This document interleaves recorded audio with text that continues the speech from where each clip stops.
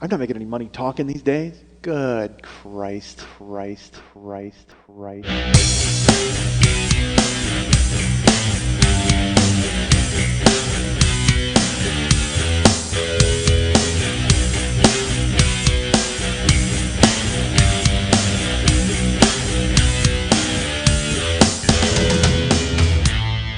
I'm a dick, folks. I'm not gonna lie to you. Still am. I guess I am a decent guy because I'm a fucking jerk, and I'm not a jerk. Apparently, I'm a dick. I'm not an awful guy, but I've done so much ridiculous stuff. I'm an awful guy. Hey, what's happening? Mike Schmidt, 40-Year-Old Boy Podcast. Very impressed with his way of saying, hey, what's happening? Usually stop there in the middle. I was like, hey, what's happening? What if I how many syllables are in hey? What the hell is wrong with me? What am I in the Who? Hey, hey, hey, hey, hey, hey. I don't know if the Who did that. I'm obsessed with music right now, folks. I'll tell you that. I'll tell you this. I'll tell you that. I'll tell you this and that. I'm in the car and I just heard a song, and in the song they're singing, and the chorus, or not the chorus, or whatever the part of it was, the guy goes, he says, "Shush, girl, shush your lips, make like Helen Keller, and talk with your hips." Okay, and it was a good song until it careened into that part, and then I thought to myself, who that guy thinks Helen Keller is sexy for some reason. He thinks. I mean, I don't know if you've ever seen The Miracle Worker, folks. I don't recall any point in time when Helen Keller stopped, flailing and dumping buckets of water on people, and went ahead and did a little shimmy shake and shook her ass, and you went, "I'm gonna bang that chick." And that never happened. No one was ever like, I can't wait to fuck Helen Keller." Nobody ever thought that, literally. Uh, and I feel very comfortable in saying that. Literally, no one ever thought I am gonna bang that chick when they saw Helen Keller, because she's all like drooly and yelling and she's pointing and making noises, weird noises. Look, we covered this on another episode about why would you want to bang a deaf chick. Okay, I was like, I don't know. How would you know how you were doing? All sorts of there was all sorts of questions, all sorts of topics were being discussed. A huge can of deaf worms was opened and spilled, and it was a raging debate between me and, quite frankly, me. And then I got an email like a few months later from a guy, and because I got it again, folks, I will tell you, there are people who are sharing terrible porn with me. They just send me because they think that that's who I am, and I'm not that guy. I mean, if I see it, although again, who the fuck am I kidding? Because this week I was just telling Lily, there was something where Dolph Lundgren was nude. I caught wind of that. There was a lot of chatter on the on my CB radio and on the internet of people saying, "Hey, did you see that Dolph Lundgren was nude?" And in my head, I was just like, "No, I didn't see that." So I immediately Googled Dolph Lundgren nude. And then I'm sitting there looking, and I can't find out what it was. I can't even find an article referencing it. And then in my brain, I'm like, why the fuck are you spending any time looking for Dolph Lundgren nude? You don't care about Dolph Lundgren. Who wants to see He-Man naked? I don't. I mean, maybe, you know what? Maybe in the 80s I want to see Dolph Lundgren nude because he was, chiseled out of fucking stone. And see, I want to see what Drago's packing, quite frankly. I want to see what Drago's dragging around. I want to see the hammer and sickle that Drago's got. But nowadays, I don't even know what Dolph Lundgren's doing other than, sitting in a chair and thinking about how he ruined the Punisher. I mean, honestly, I don't. Jerking off to when he used to bang Grace Jones. Honestly, that's when Dolph Lundgren's credibility gets dried up. He was banging Grace Jones, for Christ's sake. That chick's insane. Would you bang Grace Jones? She looks like her vagina might have teeth in it. I mean, that's how creepy she is. Like that she might have vagina dentata. Like, you always hear that, and there's been Chatterbox and all sorts of movies like that. I think Grace Jones really had teeth in her vagina. And even if she wasn't born with them, I think she got them put in. Like, she was like, you know what? I think it would be much more fierce of me if I were to somehow have teeth inside my vagina. And you know who doesn't mind that? Dolph Lundgren. Which is why I want to see him nude. I want to see what kind of damage Grace Jones's vagina teeth did to his crank. That's what I want to see. I want to see what happened to Dolph Lundgren when he plunged himself cock first into Grace Jones's vagina mouth teeth. All right. Is she even alive anymore, Grace Jones? I don't know. She did Demolition Man. That was another one when Mike Scott and I would watch MTV, and that was always a big prize when that video would come on because it was the army of Grace Jones. And then when we would do Impossible Situations, the army of Grace Joneses would always find their way involved. Inevitably, you would wind up, like I said, having to have gay sex with somebody in your high school, and then the army of Grace Jones would come and you'd have to fight them from the Demolition Man video. Uh, So yeah, so I'm not that guy with weird porn. How did I? Oh, the deaf. So then someone sent me a clip of a deaf chick trying to be a porn star, and it's sad. Like again, this is all fun and games, and we're all having a great time talking about Grace Jones and her vagina teeth. But folks, when you see something that you should never see, again, there's so much stuff that I wish I could unsee that I can't. Beheadings and people being beaten to death and just terribleness. And some guy sent me a clip of this deaf girl, and because she's deaf, she's overcompensating for being deaf by with her yelling, and unfortunately, deaf people don't realize what the fuck they sound like. They have no clue. They think, she probably thinks she's got a perfect pitch and timbre, and she thinks that Simon and Paula and Randy would all be like, fantastic fucking. I think you are great. But in reality, she sounds like it sounds like someone beating up a walrus. I mean, it just sounds because she's getting banged and then she's just like, oh no, I can't, I don't even want to do it because it's just depressing and sad. But literally, that's what it is. It sounds like someone is kicking a seal in the belly. That's what it sounds like when this deaf chick's getting worked, and it's just disappointing. I don't know. You know what? Disappointing is probably not the proper adjective to use. I don't think I wasn't disappointed. I didn't have high hopes for it, and then I was let down. I just kind of stumbled into it, and it was what it was. I mean, I saw it occur, I saw it unfold, and I said to myself, I can't believe I watched that. That's terrible. Because again, those are that sounds you're never going to get out of your head. It's literally it's when you hear those things where they have whales talking. They get that's what it sounded like. It sounded like the whales that were having a conversation, and as this chick got banged. All right, it was grim, folks. The internet's terrible. It's a terrible place. When I was a kid, I used to, you found regular straight porn. You were just like, hey, look, there's Playboy, and then these chicks were sandblasted, and everything was fine. But now got to see some chick with a javelin in her ass. All right. And again, I'm not seeking it out. I don't seek it out. You just all of a sudden it's just like there. It's like 1 second you're like, oh, I'm in the Christian reading room, and then the next thing you know, there's a chick standing on her head with a fucking beach ball coming out of her ass. All right. Yeah, that's a picture I've seen. All right, so yeah, terrible, not good, folks. Yeah, next thing you know, like I said, literally, you're reading the news at CNN. You're trying to keep abreast of current events, and then it's the anal ladies world record. Boom, it's right in your lap. Awful. All right. Things have fallen apart, folks. Karen's still gone. My wife's still out of town. She'll be back soon, hopefully. And then I won't have to seek out sea mammal porn. And she'll be home, and then we'll have a pleasant conversation. And it's like I can't bring myself to do anything without her. It's so bad. Like there are things I want to do stuff. Like I was gonna go to the movies and all that. And I'm a decent alone guy, but I'm also like an unmotivated alone guy. Like I mean I'm just sitting in my ant farm, not doing any. Hold on, I'm yawning. Did I come through? Did you hear that yawn? I stifled a yawn. I talked through a yawn there, folks. That's how tough I am. I just fucking Eastwooded a yawn right in your fucking face. That yawn showed up, and I just fucking good, bad, and uglied it right into oblivion, and I walked right through it. Fuck you, yawn. Ridiculous yawn. My body's betraying me. Fuck it. I'll strangle a goddamn yawn. I'll choke the life out of a fucking yawn. And I'll bury that fucking yawn with a goddamn headstone that just says, here lies yawn. All right. I got no interest in yawns. That's it. I'm never tired. I'm not fatigued ever. No, I just plunge forward, folks. I'm the fucking Terminator. I'm the Terminator of podcasts. And it shows up and it wants to, there's going to be some, I might sprain a lip or I might throw a tongue. It's not going to happen. I will fucking just hammer right through it.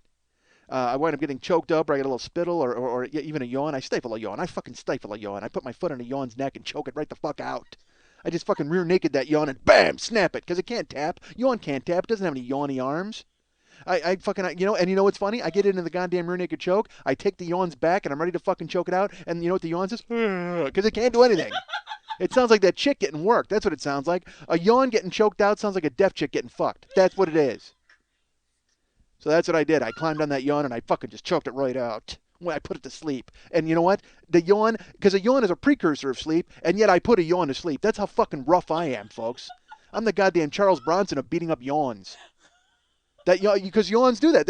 When a yawn shows up, you're like, sleep can't be far behind. Well, but the yawn thinks it's sleep for you. The yawn thinks it's bringing sleep onto you, buddy. It's putting fucking sand in your eyes, and the Sandman is there, and he's throwing yawns at you. Fuck all that. I caught that yawn, and I fucking strangled it. Right out, yawn. Go to sleep. You're not putting me to sleep, yawn. You're going to fucking sleep. All right. I'm angry at yawns. I've been in my car, folks, and I've been listening. Here's what I do. I listen to the radio. and I'm listening to the '80s station because, again, folks, I like to hear where my life went. And it's funny on XM and Sirius. I listen, and I want to like new music. I sort of do, but then I turn it on, and they're talking about banging Helen Keller. That's not proper. That's not proper music. I like to hear somebody's watching me. That's what I like to hear. I like to hear Rockwell worrying about people peeking in his windows. That's music, folks. I don't need to hear some new band talking about banging the miracle worker. No, thank you. So I put it right on the '80s, and I light a pipe, and I'm like a grandfather, and that's what I do. So I'm sitting there listening to the '80s, and it's you in my XM Sirius. And now they, because they did hold on, Yawns. I fought it off. Goddamn Yawns are lurking. So, and again, that would seem like I was bored or something. I'm just tired, folks. I got nothing going on. Yeah, fan me up. I don't know. It's funny. Lily seems to think that there's, that's our friend Lily, by the way. She's here laughing and holding the grease board and pointing at me. Yeah, she's pointing right now. And I was mad, by the way, last week that we didn't film the anal beads because I talked about them in the episode, and then we did the YouTube thing and we didn't show them. How sad is that? All right. It's a missed opportunity, folks. All right. Huh. Deep breaths might help this yawning. Maybe that's what'll happen. Because now the yawns are coming after me. Now they're coming frequently because they heard me bragging. The yawns heard me talking about how I could take them on and I would be all the better for it, and that they couldn't penetrate me with their yawn zombie army. I say fuck all that. I'd clothesline a yawn, but yet the yawns continue. At least they're coming at me. I would say fast and furious, but that's not a yawn, is? They're sidling. They're sidling up to me, slow and swarthy, stealthy yawn. All right. So I'm in the car and I'm listening to the radio. It's XM and Sirius, folks. They've merged. And they have the '80s network. And it used to just be like, robots playing music. It would just be constant music. But now they've decided to add the element of people talking. Because God knows that's why I bought satellite radio, is to hear more personalities telling me what music I'm listening to. That's the whole point I got out of fucking terrestrial radio. I didn't want to hear commercials, and I didn't want to hear some dude say, here's Depeche Mode. I know it's fucking Depeche Mode from the first 4 notes. I don't need you to step in and go, guess what? Here's Depeche Mode. Shut up. And it's so funny. I would love a job in radio, but a real job in radio. I can't be a disc jockey guy. How could you imagine me like trying to stifle myself and go to a format? I like that would make no sense at all. Like I would be trying to introduce music from some new band, and then I would talk about killing a yawn. I mean, it would make no sense. Killing Yawns is a great name for a band. If they become a band, they put out an album, then I just introduce their album with no fanfare. With plenty of fanfare, but no extracurricular nonsense. All right. Please continue to fake laugh all through this. Sure. Oh, you're laughing at me. That's even better. It's just laughing at me. So on XM and Sirius, what were you? Are you saying something? I'm talking right over you. I apologize. Yeah. Okay. Fought it off. I even made the yawn face there, and I still fought it off. It was starting. God, these yawns are attacking. This is like a yawn battalion is just hammering me, and I'm fighting them off again. I shouldn't have talked so much shit earlier, folks, because you can't beat a yawn, can you? Yesterday, I heard a guy on ESPN Radio. He was talking about the Cavaliers and the Atlanta Hawks, and he mock yawned about how boring the series was, and I yawned because that happens when you hear somebody yawn. You yawn. That's how it works, folks. I don't know if you're aware of how the physiology of yawns. All right. So I'm listening to XM and Sirius. And and they have people telling me what music is on. And again, I grew up in the '80s, folks. And nostalgia is a powerful thing because I'm a 41-year-old man who hears songs from the '80s, and I like playing the '80s thing and turning it up. I told Karen because Karen and I were playing a game to try to figure out the worst music you could ever pull up to a stoplight blaring. Because I'm sure you've been out there, and a lot of young Tupacs will be blaring their rap. And again, I'm a grandfather. But I'm saying, like, a lot of younger people will be blaring rap music or whatever, and you'll hear Lil Wayne at a stoplight, and and your windows will shatter, and then you'll drive off because apparently someone has got a crazy woofer and a tweeter in their. Again, I don't know anything about anything, folks. I would go to Best Buy, and I walk in, and I'm a dollar sign. That's all they would see. I would a dollar sign and pants. And they'd be like, hey, do you need this? Yes, I need all of those things that you're telling me I need. And then my car would be tipped over like the Flintstones car because I bought a fucking giant speaker. So I don't know how any of that works, but I can tell you that listening to, with the '80s music, I want to turn it up as loud as possible, and then pull up to a stoplight and like look over at young people and just because the best one for it is "Rock Me Amadeus." Because it's horrible. I mean, it's a horrible song, but I have to listen to it because I don't like the song per se. I like where it puts me in a headspace because I remember being a kid. So that's the thing about songs like that. It's like I don't really care about the safety dance. I don't think the safety dance is a great song, but the safety dance makes me think of when I was 14 years old, and then I can for 4 minutes I can imagine that I still have a life ahead of me when I don't. So, because nostalgia is the most powerful thing in the world, man. I mean, you see anything that you remember, and you're like, I remember that, and then all of a sudden you're a kid again, and then it ends, and you go, oh, I got a phone bill. Uh, so I'm listening to XM, and Rock Me Amadeus is playing, and I wanted to, because if you hear it, it's great, because it sounds like it might be a rap song, because it's like, boom, boom, boom, boom, boom, and then it kicks in with the in 1963 Mozart was born and like this weird speech. It's like the dumbest thing in the world. It's so bad, but to blare that music would be great, and everybody would be like, oh, I wonder what tune that is. And then you heard Falco talking about Mozart. You'd be like, that is horrendously awful, but I wouldn't care because I want to do it just so I can make this face. Like, you can't see the face, but I mean, I would like pull up and like lean back like almost in a lowrider and it's like and just be like nodding and turn over and look at the car next to me like, yeah, fuck yeah, rock me, Amadeus. Just so young people would, because that's a story they got to tell forever. They're like, hey, this grandparent pulled up next to us playing some ridiculous song about Mozart, and then we laughed at him and drove off. Because it's just, but it's like the best type of horrible '80s song to fool people into thinking it's a good song, and then all of a sudden there's like a deadpan narrator talking about Mozart. All right, so I'm listening to XM Sirius, and they're playing those songs. And Alan Hunter, these are the people now on the '80s station on XM and Sirius. It's the original VJs from MTV. Again, who walked into a lucky gig back then and will never stop working because of it. Good for them. I mean, it's just it's going to be the hold on, I fought it off. All right. Damn it! Eventually I'm going to have to yawn. I realize that, folks. At some point in my life, the yawns will win. But for right now, I am ready to take on all yawn comers. All right. this is what it's like in my brain, folks. I'm consistently I can't just be like, oh, I need to yawn. I have to fight it. I have to fight against that yawn. It's a natural reaction. I could very easily just yawn. I could stop tape and go ahead and continue talking. But no, I'm just gonna go ahead and fucking bite right through the jugular of this fucking yawn and have it yawn bleed all over me. All right, so there's a lot of violent imagery in my battle with the yawns. Uh, And it's funny because part of when I used to do Never Not Funny, part of it would always say, "How come all of your stories you want to punch somebody?" You're like, "There's all this violent imagery." I go, "I don't know. I just because that's who I am as a guy, I suppose. I don't know. Because I'm a guy who apparently can be mad at milk for 45 minutes. I made fun of Kevin Naughton like 9 shows ago about how things make him snap, envelopes and sandals and shoes, and that's what I'm mad at. I'm mad at mail and yawns and milk. What the fuck is wrong with me? Again, because there's no big picture stuff for me to be mad at. What else am I going to be mad at? Who am I going to be mad at? All right, I'm mad. I'm angry at pens. That's who I'm mad at. I'm mad at loose change. I'm mad at a rug. I'll punch a fucking rug right in its ruggy mouth. All right. So I'm listening to XM and Sirius, and they're talking and they're doing things, and so now they have the MTV VJ people. They have jobs. And Martha Quinn will always come on with some ridiculous. And Martha Quinn, by the way, worst broadcaster in the history of broadcasting because she is consistently reading off of a page. And you can hear that she's reading. Like, she has no personality. She's got nothing at all to offer except for the fact that she looked like a pixie and was on when you were a kid. Like there's a generation of guys who might have jerked off to her because she was like their, she was their Mary Ann. Nina Blackwood was the Ginger of MTV because there was a previous generation who had their Marianne and their Ginger from Gilligan's Island, and you were a Marianne guy or you were a Ginger guy. Well, with MTV, you were a Nina Blackwood guy or you were a Martha Quinn guy. If you were a Martha Quinn guy, you dreamed of taking her to prom and putting a corsage on her, and then furiously jerking off after you dropped her off at 9 o'clock because she wouldn't do anything with you.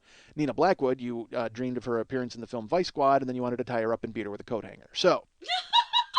And that's what she did, because she did that in Vice Squad. Wings Hauser, because it was so funny. Nina Blackwood was like an actress who became this VJ. So we'd see her on, and you were like, oh, wow, she's sexy because you're 13, and you think Nina Blackwood is sexy with her raccoon eyes. And and then it turns out she was in a movie called Vice Squad, and then you watch it, and she plays a hooker who Wings Hauser beats to death with a fucking wire coat hanger. Awesome! So then whenever she comes on and she's introducing Hungry Like the Wolf, you're like, I'd like to see you get beat with a coat hanger. So, and then that starts you on a slippery slope to where you're watching deaf people fuck. So, Alan Hunter's on my radio, and he's talking, and he says, he starts pitching. He's like, yeah, XM Sirius, 80s Network. I'm Alan Hunter. I want to remind you guys to go to our XM and Sirius YouTube page because we've got, keeping up with the times and telling you everything that's going on at XM and Sirius. Go to YouTube and talking about our, the 80s Network and the 70s Network. Because folks, you can't always live in the past. We want to make sure that you don't want to wind up living in the past. Anyway, here's Blondie, and after that, Quiet Riot. I'm Alan Hunter. Really? You can't live in the past, Alan? I got bad news for you, friend. That's where your fucking address is and always will be. You better hope people keep living in the past. Otherwise, no one's going to want to hear a fucking thing you have to say. You know what, folks? You can't live in the past. So here's our XM YouTube channel. By the way, here's Blondie. The tide is high. Coming up, Quiet Riot. Really, Alan? I suppose what you're going to say is you can't live in the past, but you can certainly work in the past for as long as the past will fucking have you. Look, folks, you can't live in the past. You need to move on. Kill me now. He's so far in the past that he would try to kill himself with a cocaine overdose, or he would try to suffocate himself in a garage while his DeLorean was running. That's how deep in the past Alan Hunter still is. And again, I realize you young people who are in college who write me and listen to the show have no idea who the fuck I'm talking about, but that's fine. This is for the people my age who stumbled onto the show and have decided that they wanted to go ahead and listen for a minute and then realize how much they hate me. So yeah, there you go. That's living in the past. Living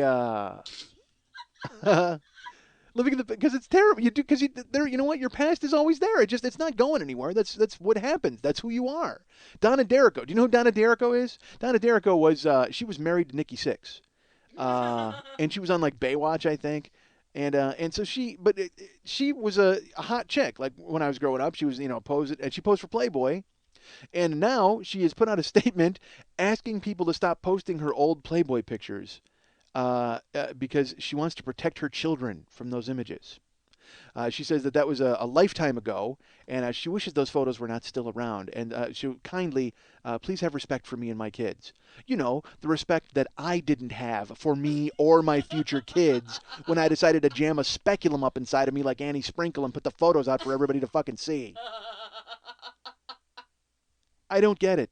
If you're going to pose nude, aren't you? Do you think they're just going to go away? Again, I keep getting shit sent to me from people who I'm sure every day I get a porn clip and one of the people in it is dead. That's my guess. And do you think those people, when they did the porn and got filmed, ever went, oh, well, I'm sure this will go away? No, it's not going away, Donna D'Errico. And that's the thing is you can Google her. Literally, you can Google her, and within seconds, there's naked pictures of her on the internet. So what good is it going to do to ask us to? And who is she asking? That was the thing. She put it on her like MySpace, and you can't put naked people of anybody on pictures of people on MySpace, can you? Because I've tried, and it's not. They never let me continue. You should see some of the drawings I've tried to post up there. Oh, they're. Every week when you see a drawing for this show, it's always the second choice. The previous choice had me naked with somebody. And it was rejected by MySpace and Facebook, and so I had to go with the second choice. But I just love the arrogance of Donna D'Errico. It's like, look, as if anybody even cares. Nobody knows who the fuck she is. Literally, she's tits. She's tits and blonde hair. Nobody even knows her name. But the only reason they know her name is because she banged Nikki Sixx and she was on a TV show. And so then she decided to capitalize on that. It's like, literally, I would have more respect for her if she put out a note that said, do me a favor, please stop posting that I was married to Nikki Sixx out of respect for me and my kids. I know he's their father. I understand that. But still, we don't need to remind these young tykes that their dad is the bass player from Motley Crue who died for 7 minutes. So I think it's so disingenuous to pose nude and then ask people, look, please, I'm asking you as a person. You're not a person. You're literally nipples and a vagina. That's who you are. That's who your identity becomes once you pose naked. That's it. And it's a shame that I'm reducing you to that. But You kind of reduced yourself to that when you took the 100 grand or whatever the fuck you did, and then also I love that 15 years later you're just like, hold on, you know what, folks, come on, stop that now. What did you think they'd go away? No. If anything, I don't know what she look. I'm sure she's hot still, but if you pose naked, that's because you A, want money, and B, you're proud of your body. So look back at it and just be like, hey, look how fucking hot I was. That's what I'm gonna do. I'm gonna just go ahead and look back and look at those pictures of when I was a young man in high school, winning, most likely to succeed, which I did not win. I'm gonna do that. She should look back. You know what? She should sit down with those kids that she wants us to have respect for, and go, look how hot I was. That's what she should do. Get those kids on board. Look how hot I was before you guys showed up. Blame them. This is their fault. This isn't our fault. You were great. You were hot looking, and now you went ahead and stretched out your baby house. That's your fault. Which is fine. I mean, that's okay with that. That's what you want to do. People progress. They move on. But then you need to embrace it. You need to realize, you know what? I went ahead and did that, and I'm fine with it, right? And they were tasteful photos. It's not like, she'd never speed bag on display or anything like that. She was just straight ahead, like regular porno photos, like Playboy photos. She didn't split the pink on anybody. All right. And again, that's a teaching opportunity with you and your children, quite frankly. If your kids if you did split the pink, just go, you know what? That's where you used to live. That's your first known address. That when Daddy was off shooting heroin into his eyeball with the guys from London, then you need to know that's what that's right there. That's where you lived. You were in there swimming around and waiting to come out here and have me bitch about the fact that I was able to show this off to everybody. This is like an open house. It's like if you're selling a house and you have an open house. This was just an open house for your first address. That's what you should say. It's a teaching opportunity. You sit your kids down and you say, see these nude pictures of me? That was just an open house for your first address. That's all it was, because that's where those kids lived. You know who can't do that, by the way? Grace Jones. Because those pictures, the kids see the teeth and then they're fucking horrified. Oh my God, how did that happen? I wonder if you could do that if you get dentures for your vagina. That'd be fucking hysterical. Like, just get it fitted and then just slide them in. Hello, chomp chomp. All right. I would not be good with a vagina. I would be like, trying to figure out what to do with it and insert things into it and making. I wouldn't know what to do because I'm bad enough with a dick sticking it in everything that's for a while. Not anymore, but I mean, when that's what you're doing when you're growing up. You're just like, yeah, what if I did this? And what if these chicks were all right? So, but anyway, so with a vagina, it'd be even worse. Like, it'd just be like, hey, I need somewhere to carry my keys. Boom, there we go. Because I hate carrying a coat. I can tell you that, folks. I don't think you can get a whole coat in there. But like, as a person now, I won't wear a coat. Even in winter, when I was in Chicago, I wouldn't carry a coat because I just hate having extraneous accessories. I don't like it. So if I was a lady, I wouldn't want a purse. I'd just be like, all right, I need a credit card caddy and my keys. Boom, there we go. And then I'd certainly walk funny, but I'd be walking funny anyway in my fucking 9-inch heels. If I was a chick, I would be dressed up, I'd be tarted up, and I'd just be ready to get worked. That's all I'd do. Seriously. But if I looked like me, I wouldn't get worked. That's the thing. If I was a chick who looked like me, if I was a chick, oh, dude, I'm hideous. Like, I'm not even a good-looking dude. And then I'd be oh, yeah, fuck that. I am a good-looking dude. No, I'm not. But I think we can all agree I'd be a horrible-looking chick. Oh, Jesus, would that be awful. All right. So there you go, Donna Derrico. I guess my message to you is, who cares? You were naked, and you need to embrace it, and you just tell your kids, you know what? For a while, Mommy made some money showing off the baby house. That's how it worked. And we're all on board with it. Nothing wrong with that. The kids will understand in 20 years if they tell their therapist and lay on a fucking couch and talk about their mom being naked. I can't even imagine seeing it in a magazine. That would be pretty creepy to see your mom naked on the internet, because it's weird enough when you see your mom naked in person. Like when you're a little kid and because I mean, my mom, no privacy. I mean, she's got 5 boys. You know what I mean? So she'd be getting dressed and she'd be getting ready to go out or whatever, and she'd go to put a bra on or put a shirt on, and we'd just be like, oh no, what just happened here? That's awful. Like, you'd walk in, because she's in her bedroom getting ready, and we would walk in and be like, because we'd be like, hey Mom, can we have some ice cream? Because that's what I did as a child, and but my mom, she just didn't even, it wasn't even a deal to her. Like, she would just be changing, you know what I mean? Topless. I mean, I never saw my mom crazy full Monty. That'd be fucking horrendous. Jesus Christ, would you hang yourself? I think you'd hang yourself, quite frankly, at that point. But seeing her, you see your mom, like I said, it's just because it's your whatever. I never. This is awful. Why am I even talking about this? Creeping me out. Happy Mother's Day. No kidding. Jesus. I talked to my mom this week. Oh, terrible, terrible week. Like a longtime family friend died this week, and it's like it makes me feel my mortality. You know what I mean? Because I found out yesterday this guy was 52. Like I thought, because he was a friend of my mom's, so I just assumed he was my mom's age, and he was a guy who this is my mom's running buddy. Back in the day, like when I was in high school, this is the guy who I told a story one time about my mom uh, breaking the jaw of our babysitter when she fucked my older brother. Well, this guy Mark was he was the guy who picked up my mom in the hospital and drove her to his house, where Lynn, the babysitter, opened the door and my mom landed a thudding right hook and then just beat the shit out of her in the foyer and then looked at Mark and said, "Take me back to the fucking hospital." So Mark is that guy. Mark was like my mom's. He was a great friend, and he was a great friend of our family, and someone I really liked, and he was just there. It was one of those. Again, everybody's childhood is different. Whatever you did that, you'll tell people something you did, and they'll be like, "Jesus, that sounds fucking crazy," and you're like, "Well, it was just my childhood. That's what happened." Mark was a guy who did not mind selling substances that probably should not be sold. I would assume he was my mom's connection for a while, and but he became a great family friend, which those people often do. God tell you, God knows, your drug connection usually comes over for Thanksgiving, doesn't he? Isn't that always the best? When the guy who sells you your dope rides his bike over on Thanksgiving afternoon. And Mark did not ride a bike. I'm just saying that because there was a guy named Steve. My brother Lenny had a connection when I first moved to California. There was this guy Steve who just smelled like bud and ass, like one of those dudes. And he would always come around. Like Lenny would call him at like 11 o'clock at night and be like, "Hey man, you holding?" And then like the guy would come over on his bike at 11:30, and then they would eat Little Caesars pizza and smoke up. And it was just a horrible life. Like this guy Steve was just he had like horrible teeth, like nasty plaque-ridden teeth, and he was just high all the time. Just a horrible dude. Like, and he was the kind of guy who had dreads but didn't know it.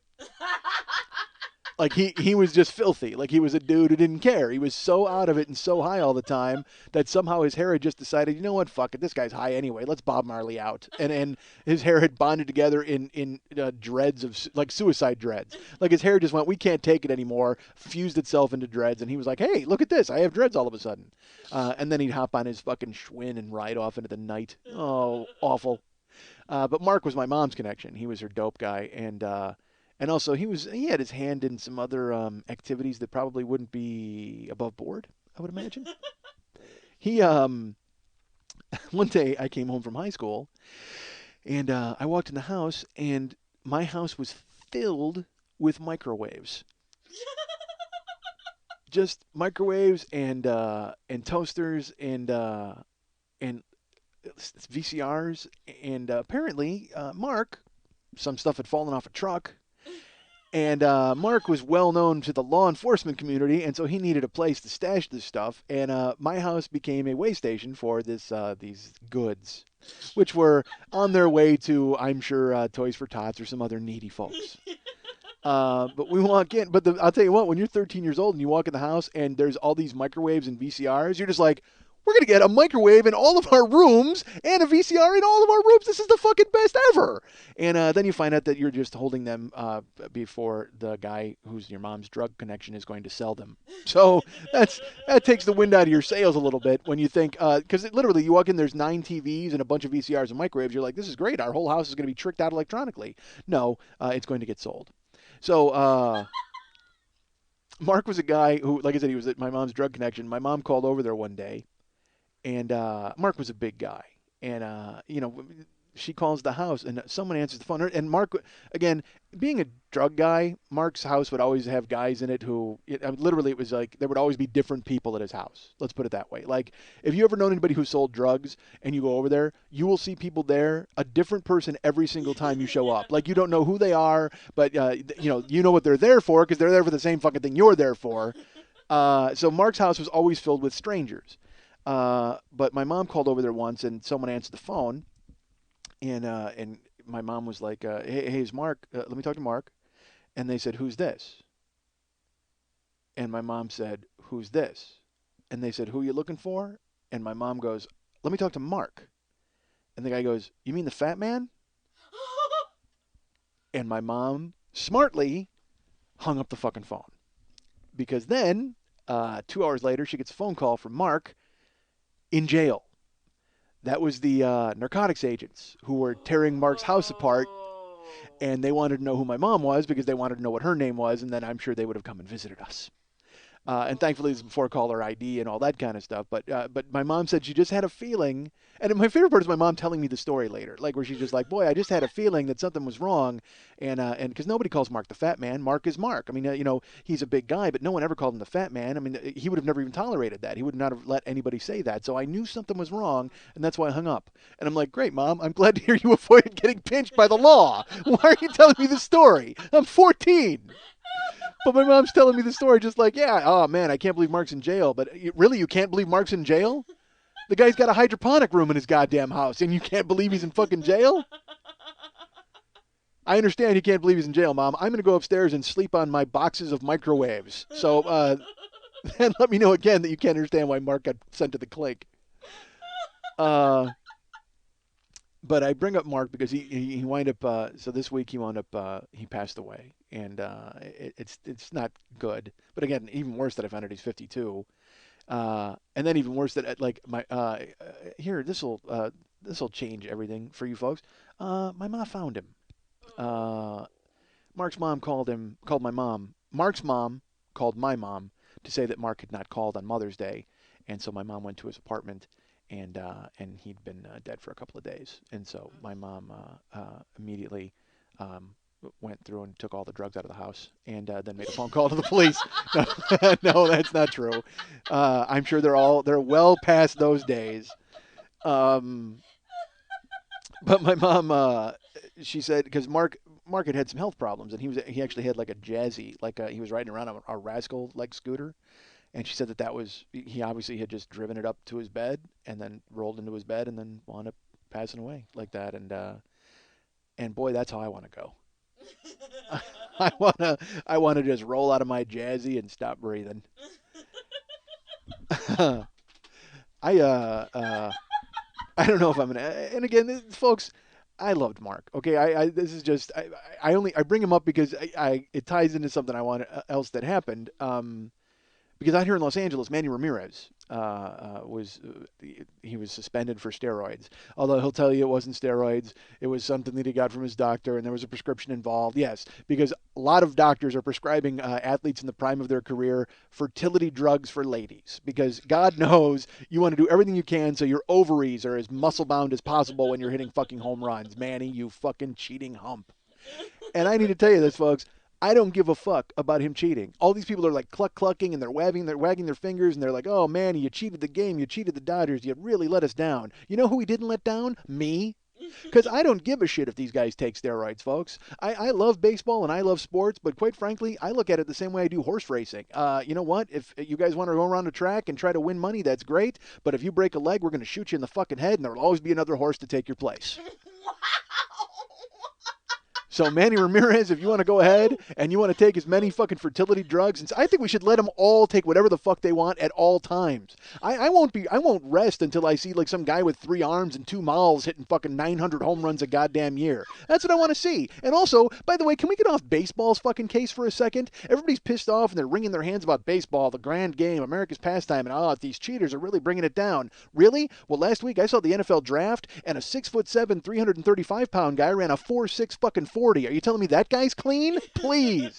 I don't think that's milk and fucking good living that's got that guy running that fucking time. It's not happening. All of these guys, their muscles are completely jacked. They're all fucking, they got a needle in their ass at all fucking times. And I'm supposed to be upset or offended by it? Fuck no. These people exist for our amusement. That's it. Baseball is the zoo that talks. That's all it is. You go to the zoo and you see polar bears and you see things you'd never see before. That's why you go to the zoo. You go see things that you don't get to see every day. And that's what I want to go to a baseball or a football game to see. I want to see some guy get a fucking hat trick. I want to see some guy hit a home run and then he steps on home plate and his fucking calf explodes because he's so fucking jacked up on roids. Who cares? Why do you give a fuck? And honestly, can you really question these motherfucking guys? Because you know what? Steroids, if used under medical supervision, from what I've seen, okay, I saw Bigger, Stronger, Faster, which was a documentary, and I've seen if you use them properly, they work the way they're intended. Are you doing damage to your body? You probably are. But let me ask you people something. Would you trade the last 10 years of your fucking life to have $20 million a year? Yes, you goddamn would. You know why? Because would you trade literally from the years 75 to 85? Would you trade those years, 10 years of your life, so the rest of your life you were completely rich and pulled as much fucking pussy as you possibly could? You're goddamn right you would.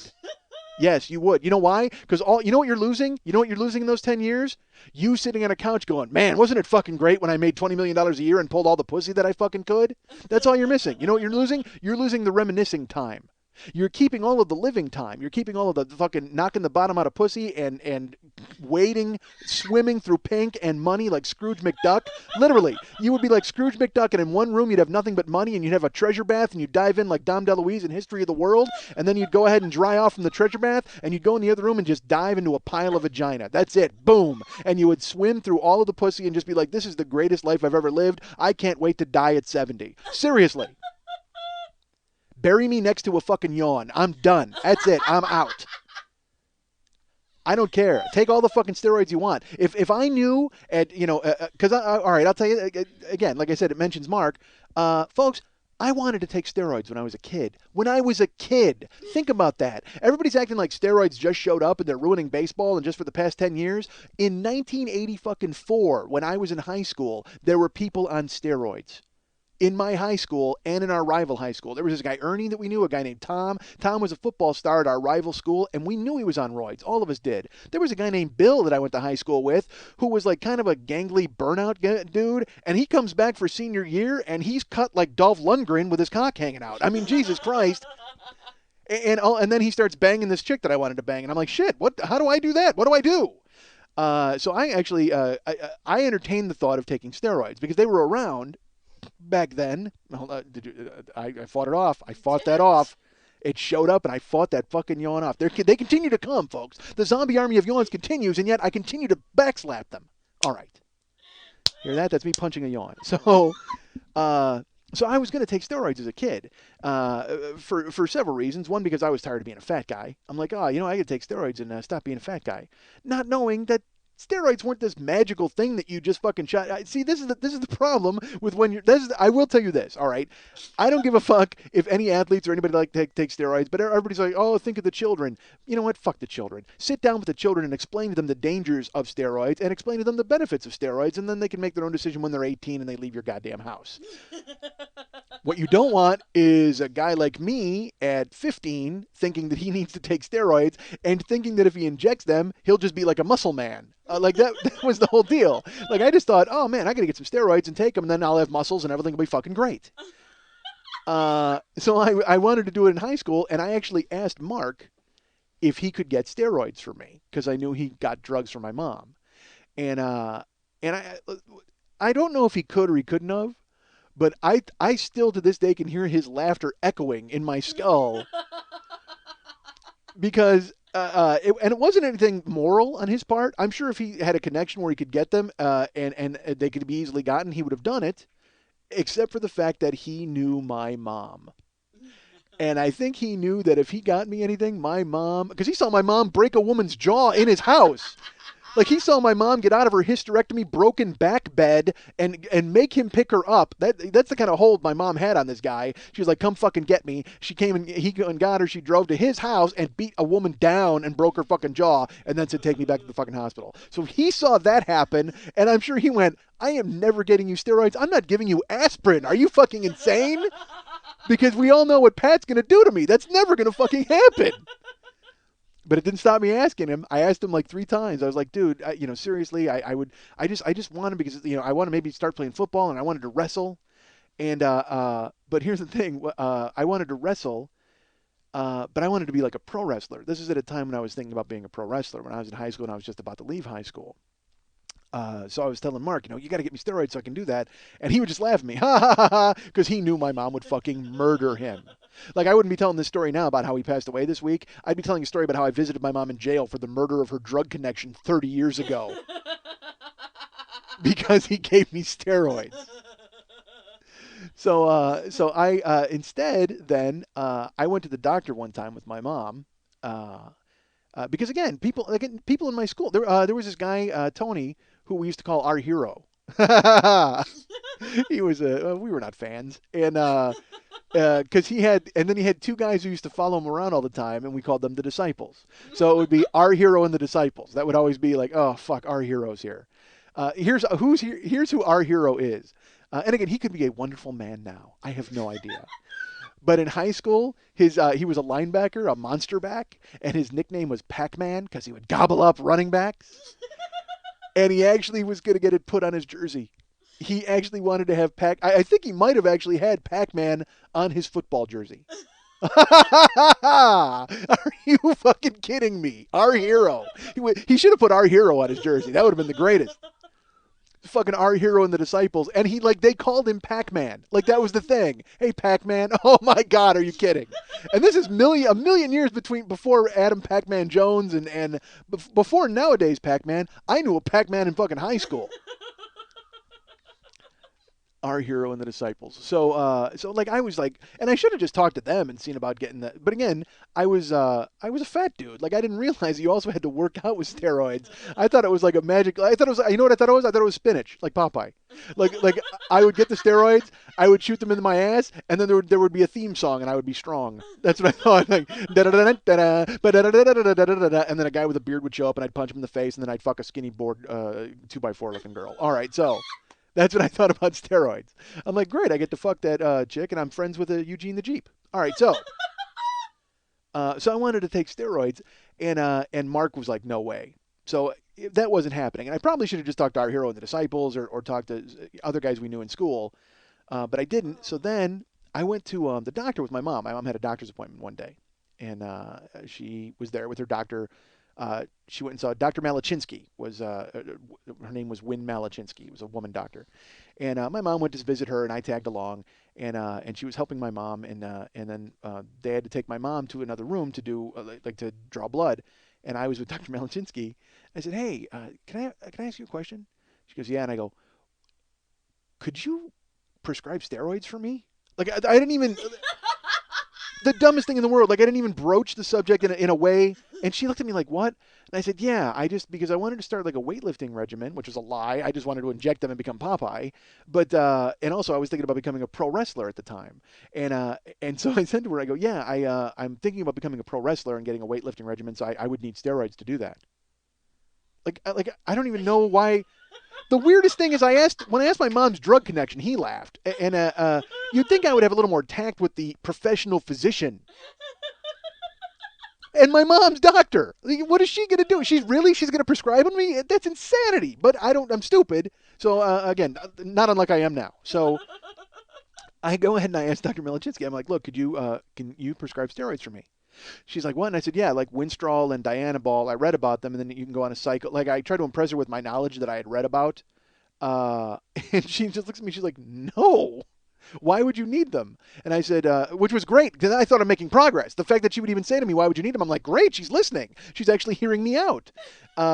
So I said, well, look, I'm going on a weightlifting regimen and I'm hoping to become a pro wrestler. And she's like, no, you can't do that. You're far too young to do something like that. And the only steroids are prescribed to you. And then she gave me the speech. I had to hear the long speech about how steroids are given to, patients who need them and cancer patients. And honestly, I tuned it out because in my head, it was playing. My Getting Strong theme song was playing. And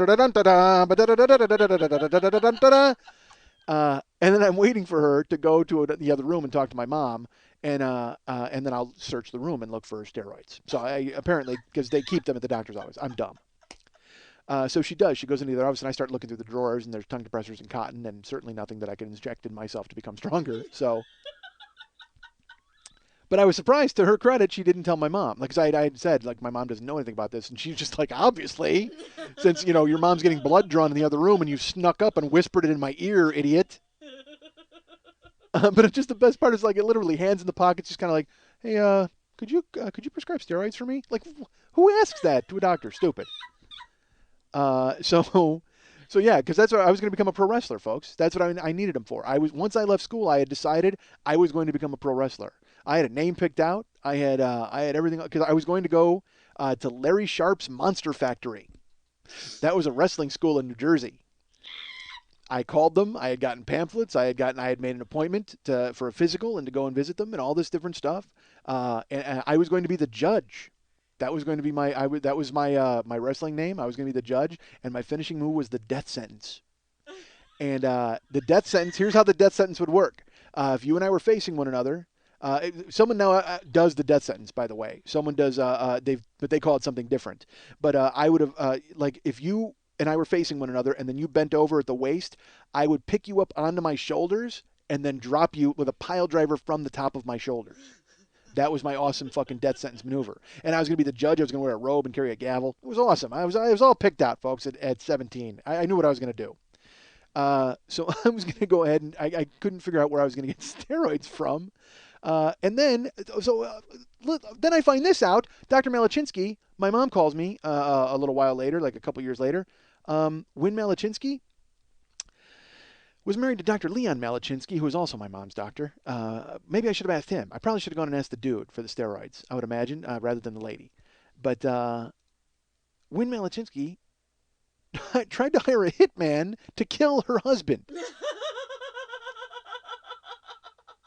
This is the woman who told me that it was against the law for her to prescribe me steroids, and yet she tries to hire a hitman because her husband is going to get custody of the kids. My mom calls me and she's like shocked by it. She's like, yeah, you're not going to believe what happened. Dr. Malachinsky, she got arrested for trying to, and I'm like, are you fucking kidding me? Seriously?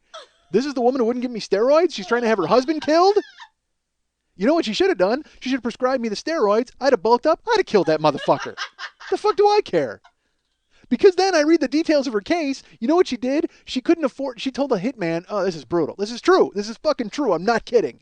She couldn't afford, because it became national news, and it actually got to be a story on like Dateline or one of those NBC, like a news magazine. Dr. Malachinsky, I guess her husband, Dr. Malachinsky, had gotten the kids in a custody battle, and she wasn't going to see them anymore. And then she went to her maiden name, and she became a doctor, and they split up, whatever. And so she tried to hire a hitman, and she told the hitman that she couldn't afford to pay him, but she would suck his cock every day for 10 years. If he killed her husband. She offered him oral sex every day for 10 years in exchange for him murdering her husband. And I'll be honest with you, I don't know if she knows how dangerously close she was to having that happen. If only I had asked for that. If I'd have known that bargaining chip was in play, folks, I'm doing this broadcast with from a prison cell, but with 24-inch arms. Because honestly, if at 17 or whatever I was, if you go, you know what, I will give you steroids and I will blow you every day for the next 10 years if you kill my doctor husband.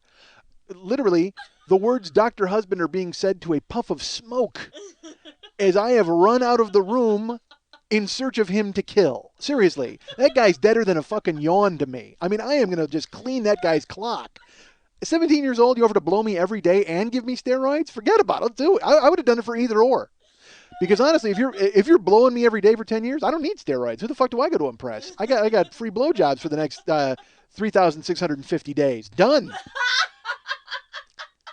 That's like pulling a slot machine and you win, you just see it exponentially growing. I'm like, I just got 3,650 blowjobs for killing a dude. Yes, I'm in.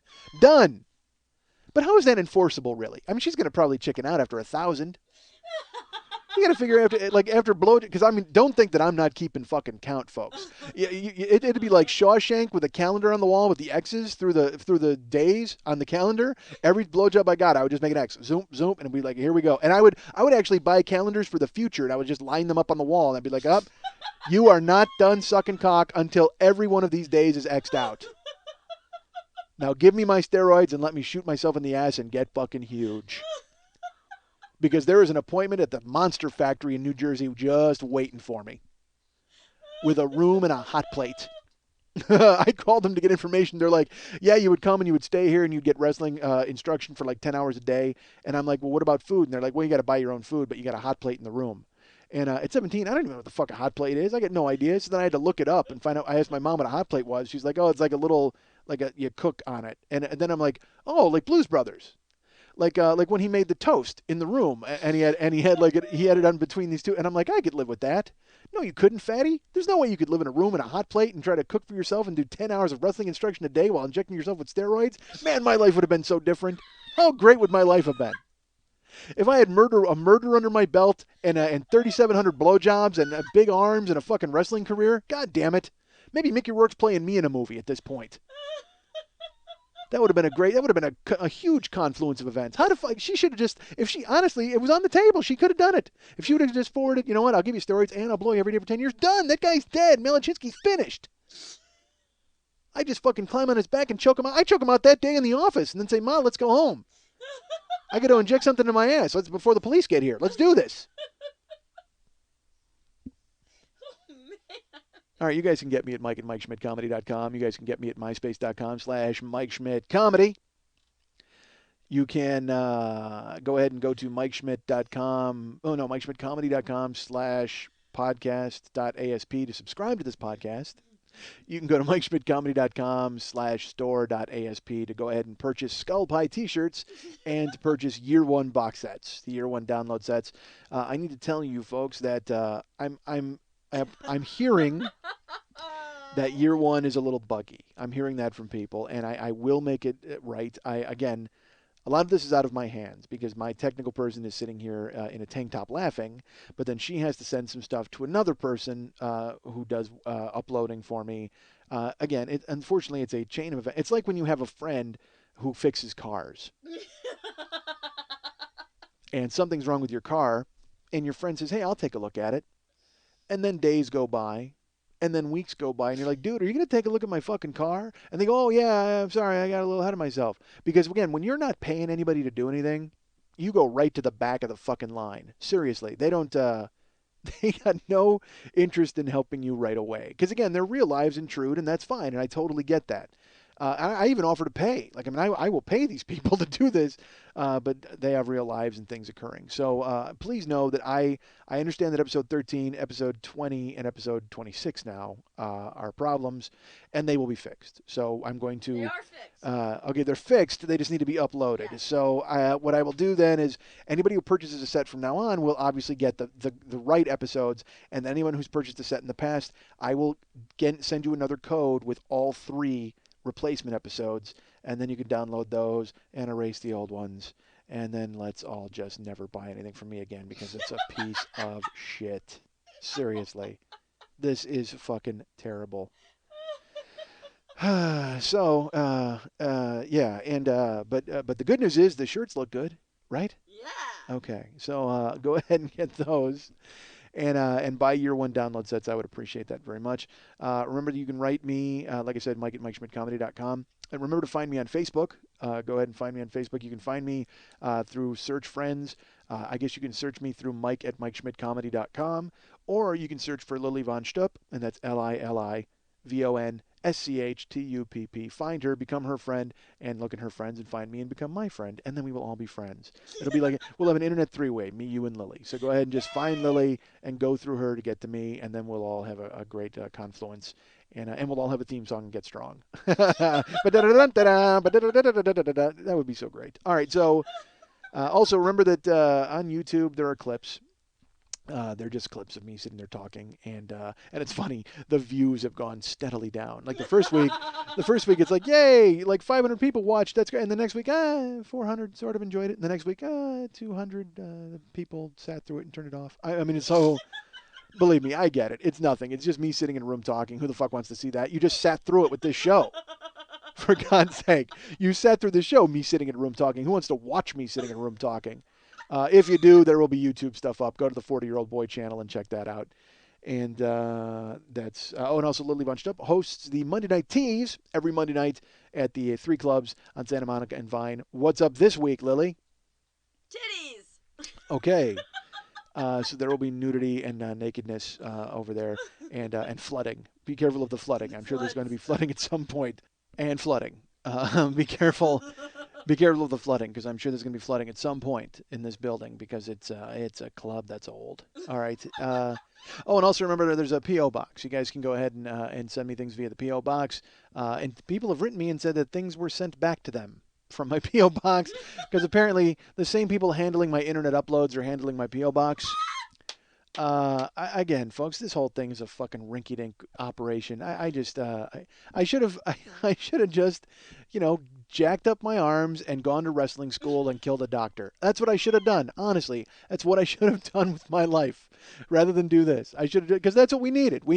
I don't give a fuck about steroids, And everybody's like, weren't you surprised, Manny? No, I'm not surprised at all. These guys will take any fucking edge that they possibly can, and they should, quite frankly, because they are there for our amusement. Let them fucking do it. I won't be happy until some guy steroids himself out completely and explodes on the field. All right, so P.O. Box. Go ahead and send me something via the P.O. Box.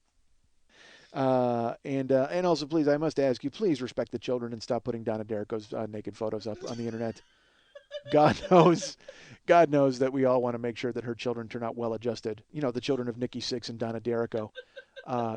Like literally like naked pictures of her. What's keeping them? What's going to send them over the edge? Not the fact that their dad has heroin coursing through his veins at all times. Literally, you turn off the lights, the guy glows in the dark. He's put so much weird shit in his body.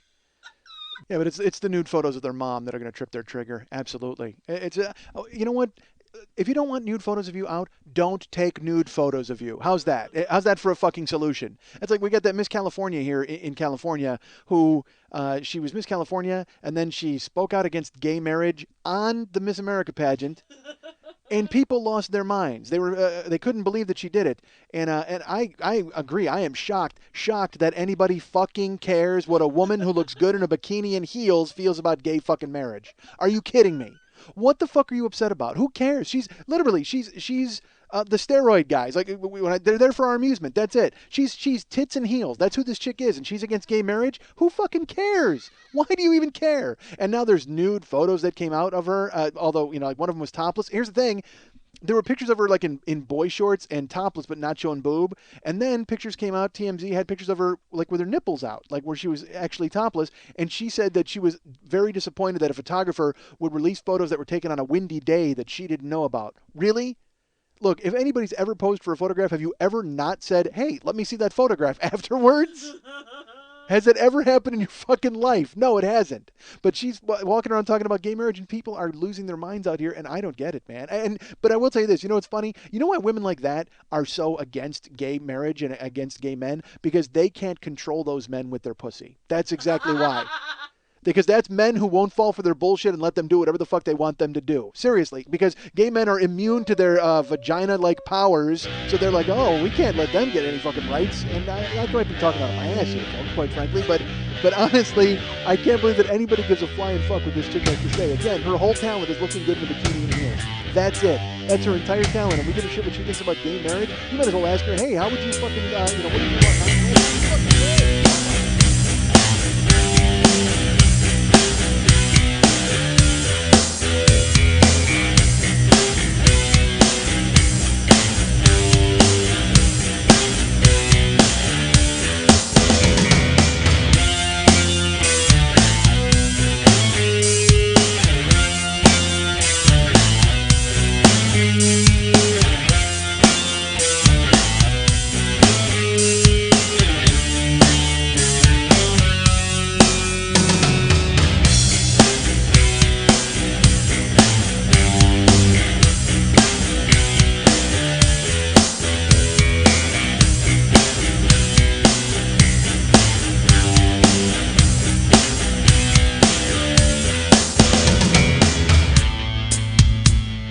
I'm a dick, folks. I'm not going to lie to you.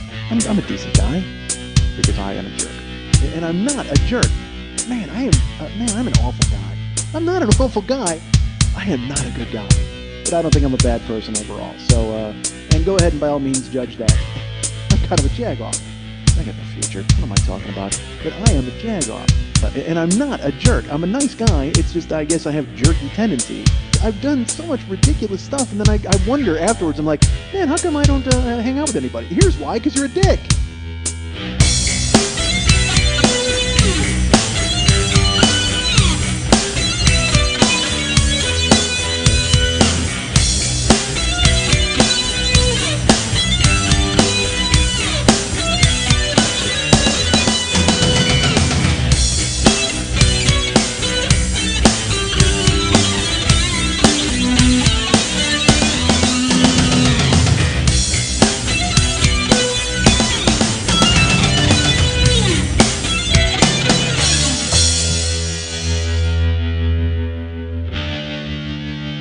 You're finished. You're finished. You're finished. You're finished. You're finished. You're finished. You're finished.